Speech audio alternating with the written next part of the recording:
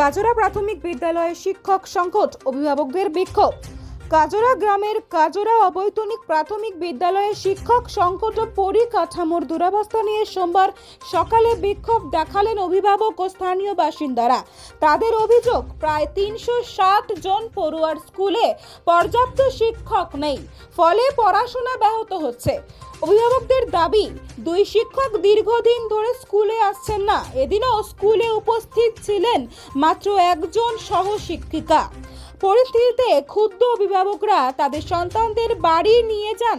পাশাপাশি mid day মিলের মান, রান্নার কাজে যুক্ত মহিলাদের বকেয়া পারিশ্রমিক এবং গরমে পাখার ব্যবস্থা না থাকা নিয়েও ক্ষোভ প্রকাশ করেন তারা। দ্রুত অতিরিক্ত শিক্ষক নিয়োগ এবং দীর্ঘদিন অনুপস্থিত শিক্ষকদের বিরুদ্ধে ব্যবস্থা নেওয়ার দাবি জানানো হয়েছে।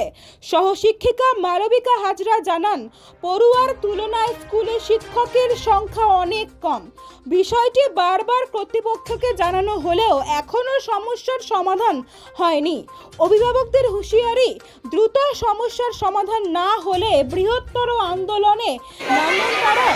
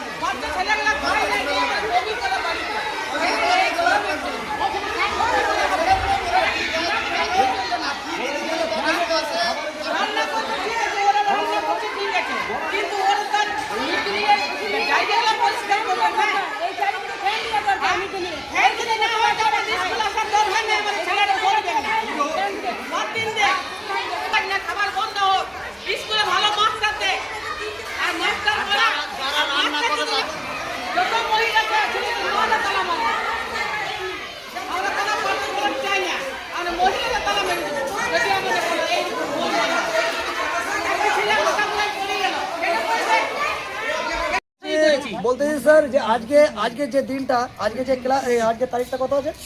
23 তারিখে। আজকে কিন্তু একটাই ম্যাম এসছে, বাকি ম্যাম কেউ আসেনি। হয়তো একজনের কারো শরীর খারাপ আছে বা কারো অসুবিধা আছে, আসতে পারেনি, ঠিক আছে। আজকের দিনটা আমি কিন্তু আজকে আমি কি করব, যে আজকে যে 360টা আছে ছেলে মেয়ে আছে, তাদেরকে স্কুলে আমরা বলে দিচ্ছি সাইন করে, আমরা ওদেরকে ছুটি দিয়ে করাচ্ছি। একটা মাস্টার তো হয় না স্যার, পেশাব দিয়ে যাবে না। উনি কি করবে যদি কোনো কিছু বাচ্চাদের কিছু হয়ে যায়, তো ম্যামের উপর তো চাপ দিয়ে যাবে না। আর একটা কথা বলি, এই যে আপনার যারা রান্না করে তারা তো 5 মাস থেকে বেতনও পায়নি বলছে, তাদের সঙ্গে আপনারা কথা বলুন। স্কুলে 7টা মাস্টার, তার মধ্যে 5 জন আসে, 2 জন আসে না। পরীক্ষার সময় এমনি তো মাস্টার পাওয়া যায় না। বাচ্চাদেরকে 1, 2 ছেলেগুলোকে 4, 5 ছেলেরা পড়াচ্ছে।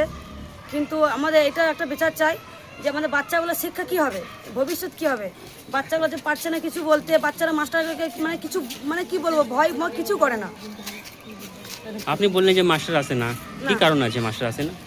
স্যার ওটা তো আমরা জানি না স্যার, ওটা জানলে তো আমাদের সব রকম ব্যবহার বলতে পারি।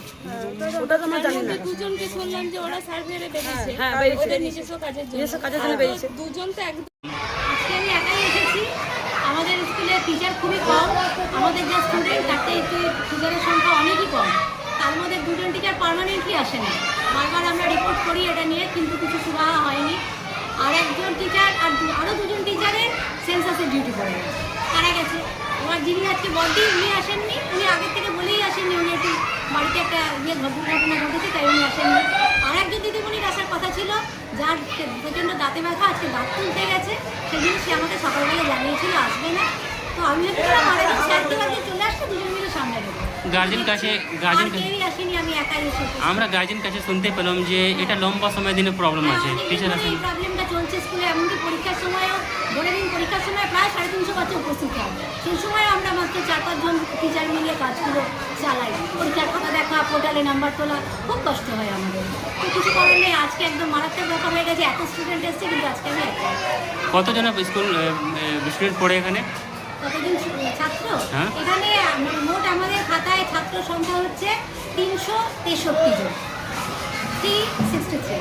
আর দেখছি প্রায় ধরুন 200 বেশি বেশি এসছে। আর দেখছি টিচার নাই বলে গার্জেনরা ছেলেদেরকে নিয়ে চলে যাচ্ছে। আমাদের আরও 4 জন টিচার স্কুলে দরকার, যেটা আমরা বারবার এসআই অফিসে রিপোর্ট করছি, কিন্তু তো স্যারেরও কিছু করার নেই, কেননা টিচার রিক্রুটমেন্ট হবে, আমাদের টিচার আসবে, সমস্যায় আছে, সবাই সমস্যায় আছে।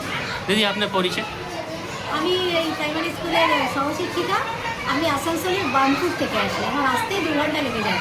আজকে আমার 5 মিনিট লেট হয়েছে, তাতেই এই অবস্থা হয়ে গেছে। আপনার নাম? মালবিকা হাজরা। মালনীতা?